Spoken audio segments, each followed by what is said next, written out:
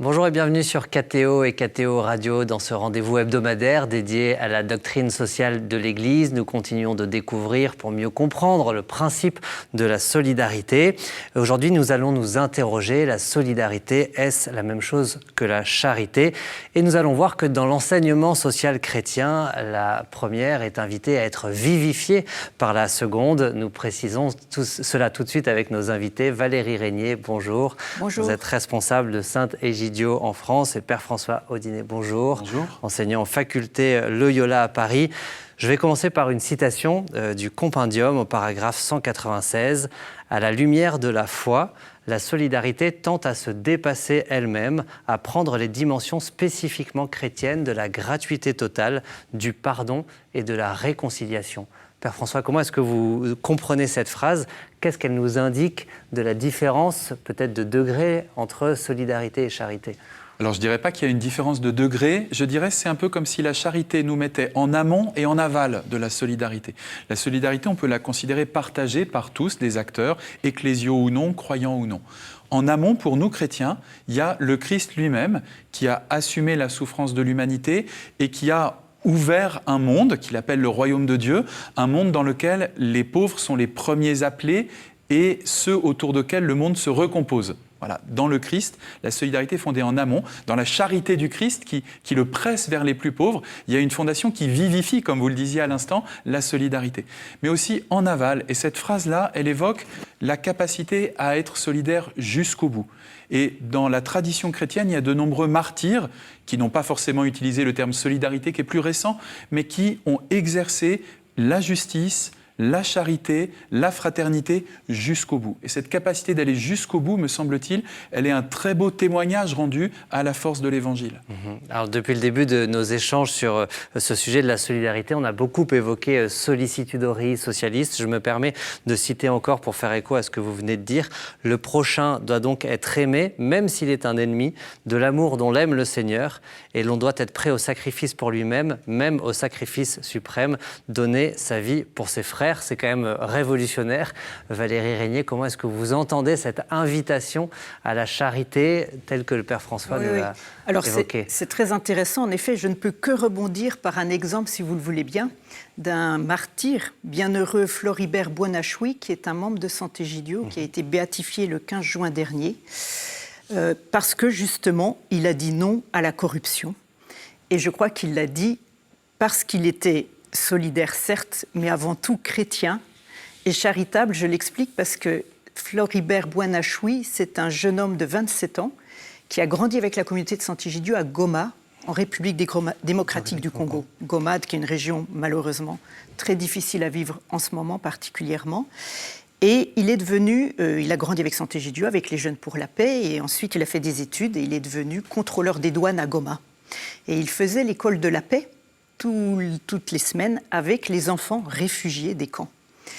Et en devenant contrôleur des douanes, on lui a gentiment proposé de passer de la nourriture avariée. Et donc ça voulait dire que cette nourriture allait dans les familles dont il s'occupait avec Sainte-Égidio. Il a dit non. On lui a proposé de l'argent. Il a dit non. Comment résister au mal par le bien? Il y a une vraie question, voilà, d'aller jusqu'au bout. Et il sentait que ça montait et qu'il était oppressé par cette question. Il a dit non, et la veille de son enlèvement, où on l'a retrouvé 3 jours plus tard dans un terrain vague, martyrisé, assassiné, torturé, il avait appelé une amie religieuse en disant « Si je meurs, c'est pour le Christ ». Et donc là, on voit bien comment il est intervenu, comment il a donné, comment il a dit oui jusqu'au bout, je dirais par charité chrétienne, parce qu'il a voulu aller jusqu'au bout, et pour lui, c'était impensable de devoir distribuer de la nourriture chez des enfants qu'il aimait et qui étaient pauvres.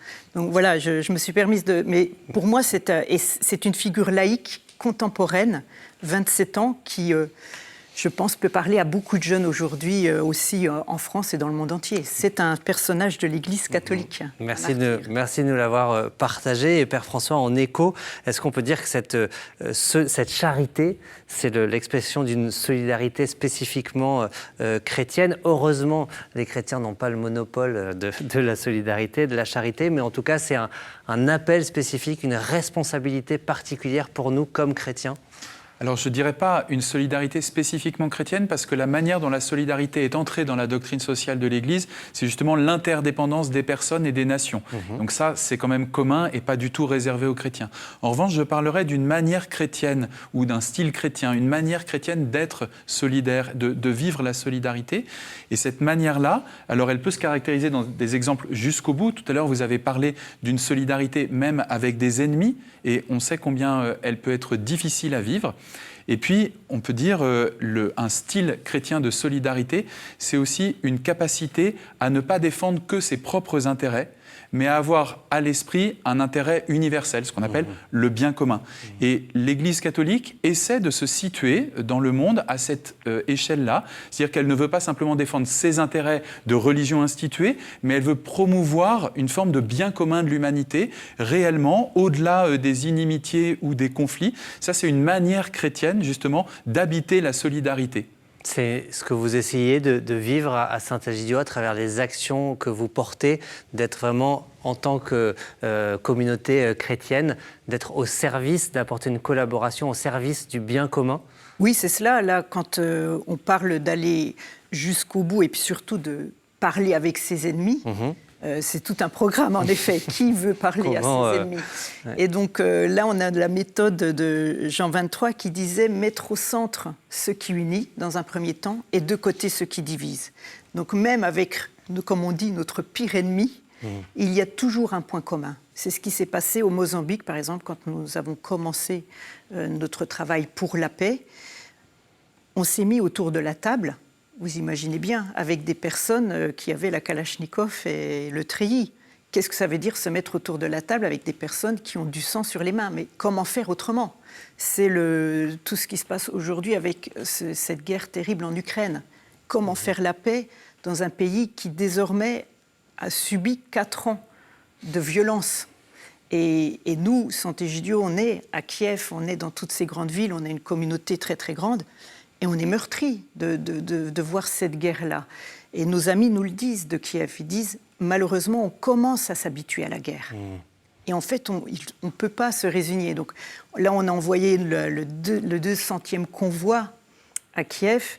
Et on veut absolument, c'est une manière aussi d'être solidaire, faire la paix. C'est aussi peut-être commencer par la solidarité. Qui je suis, moi? Je ne suis pas un chef d'État, mais je peux peut-être aider par la solidarité, par la charité chrétienne, en priant, mais aussi très concrètement en apportant de l'aide. Et la paix comme un fruit de la solidarité qu'on verra dans un prochain épisode. Et cette idée de la solidarité, de la charité, Père François, est-ce qu'on peut les appliquer aussi à des réalités plus spirituelles? Je cite le catéchisme de l'Église catholique au numéro 1942. La vertu de solidarité va bien au-delà des biens matériels. En répandant les biens spirituels de la foi, l'Église a favorisé le développement de biens temporels auxquels elle a souvent ouvert des voies nouvelles. Alors évidemment, l'Église n'a pas toujours été à la hauteur de cette exigence de solidarité. Néanmoins, par bien des actions, par bien des initiatives, les expériences missionnaires aussi qu'elle a pu déployer, elle a cherché à travers l'évangélisation, à travers le partage de biens spirituels, à ouvrir aussi ces voies nouvelles à la solidarité. Pour moi, la force de l'incarnation, c'est que précisément le partage des biens, le partage de ce qu'il y a de plus incarné, matériel, n'est absolument pas séparé de ce qu'il y a de plus spirituel. L'un entraîne l'autre, les deux, l'un véhicule l'autre même, on pourrait dire. Et donc, le partage des biens porte la fraternité, le partage des biens porte la réconciliation. Et à l'inverse, une vie de prière nous prédispose à partager l'attention que Dieu lui-même a à l'égard de l'humanité et l'attention privilégiée que Dieu a à l'égard des pauvres. Je crois qu'il y a là quelque chose de très profondément chrétien, de la suite du Christ, qui est de ne pas opposer le matériel ou le spirituel, de ne pas croire que l'Église doit se préoccuper ou de l'un ou de l'autre, mais de voir au contraire combien la vérité de l'un se trouve dans l'autre. La vérité de notre vie de prière, elle se vit dans le partage et la solidarité. La vérité de notre solidarité, elle se trouve dans ce mouvement de compassion qui part de Dieu. Ouais, on se souvient de cette phrase aussi du pape François, sa première homélie à Sainte-Marthe, où il avait dit l'Église n'est qu'une ONG si elle n'annonce pas le Christ. C'est une façon aussi d'inviter les chrétiens à jamais séparer l'un et l'autre. Alors, il y a des temps différents dans l'action, c'est-à-dire que, par exemple, si vous êtes avec une personne dans la rue, que vous allez voir tous les soirs, c'est pas forcément le moment de parler de l'Évangile. Il y a une finesse pour parler du Christ, pour annoncer l'Évangile, évidemment. Je crois que c'est important aussi de nous mettre en capacité de recevoir l'Évangile des plus pauvres, d'apprendre comment eux nous renvoient l'Évangile. Là, il y a aussi une forme de solidarité dans l'écoute. Mais ce qui est vrai, c'est que, justement, notre chair, nos actes, eux aussi traduisent, annoncent l'Évangile, quels que soient les lieux ou les moments. Valérie Régnier, comment est-ce que vous essayez de vivre cette solidarité aussi dans cette dimension spirituelle à Saint-Égidio ? Alors je crois qu'en effet, on le vit avant tout dans la gratuité. Parce que c'est pas rien aujourd'hui dans ce monde, justement, où on consomme énormément. La proposition de tout chrétien, et donc aussi à Saint-Égidio, c'est de donner du temps. Donc c'est sous forme de don. C'est-à-dire on a tous une vie ordinaire à Saint-Égidio, une famille, pas de famille, peu importe. On est étudiant, retraité, dans la vie active. Tous les états de vie sont là. Mais dans cet état de vie, on dit « Et toi, qu'est-ce que tu peux faire ?» Est-ce que tu as du temps dans la semaine pour donner de ton temps, pour passer du temps avec une personne âgée en maison de retraite qui est seule, pas forcément pauvre, mais qui est seule, pour passer du temps avec les amis de la rue, et tout ça, on le fait toujours ensemble, avec les Jeunes pour la Paix, avec les adultes, peu importe, et passer du temps avec les enfants qui viennent justement de la Syrie ou de l'Ukraine, ou aussi des enfants de banlieue qui ont des difficultés, ou nos propres enfants, ce qui s'appelle l'école de la paix, où on réunit tous les enfants du monde entier, à Paris, c'est facile, pour passer un temps ensemble. Mais voilà, je pense que c'est... Pour moi, ce qui compte énormément, je crois, dans la religion catholique et chrétienne, c'est la gratuité. Comment est-ce qu'on donne de son temps et on se rend compte qu'on reçoit énormément ? Peut-être qu'on peut évoquer aussi, pour conclure, la prière, Père François, comme un exercice aussi de solidarité, prier les uns pour les autres. Je trouve que c'est très frappant. Quand on prie avec des personnes qui connaissent elles-mêmes la précarité, elles portent le monde entier dans leur prière, réellement, à tel point que je pense que si l'Église peut porter le monde dans sa prière, c'est parce qu'il y a des personnes elles-mêmes très pauvres qui prient au sein de l'Église. Oui. Merci à tous les deux, Valérie Régnier, Père François. On vous retrouve pour un prochain et dernier épisode sur le thème de la solidarité. En attendant, on peut retrouver cet épisode et les précédents sur ktotv.com et ktoradio.com. À bientôt.